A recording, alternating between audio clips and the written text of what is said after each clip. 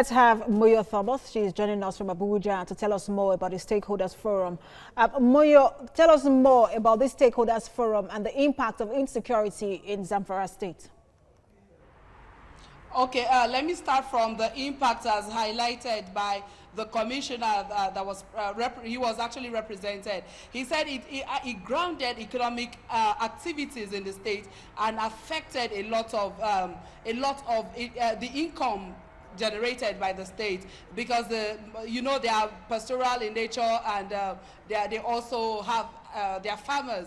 But because of these cattle rustling and the header farmer clashes that generated by the banditry and all that, it affected a lot of people. They couldn't go to their farms, cattle rearers couldn't go out, and all the violence affected the income, and that was where the height of the violence in the state. But with the efforts the government, the past government and the present government have been making since the violence escalated, it has to a large extent help the situation in the state, and peace is gradually returning to Zamfara, especially to these particular areas.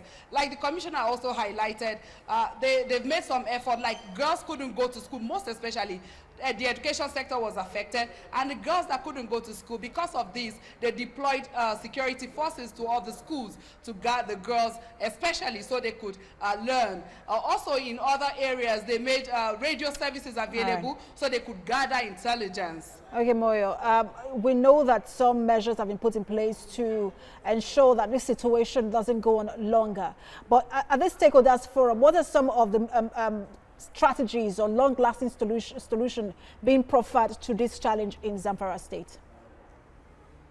Okay, there is actually they have a forum.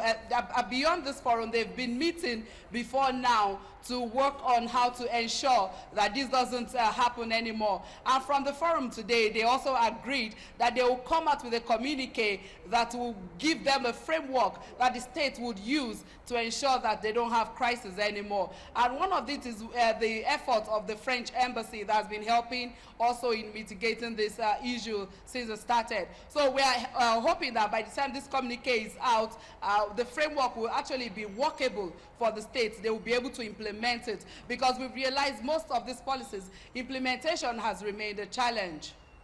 Thanks to Moyo, our correspondent Moyo Thomas, live for us in Abuja. Away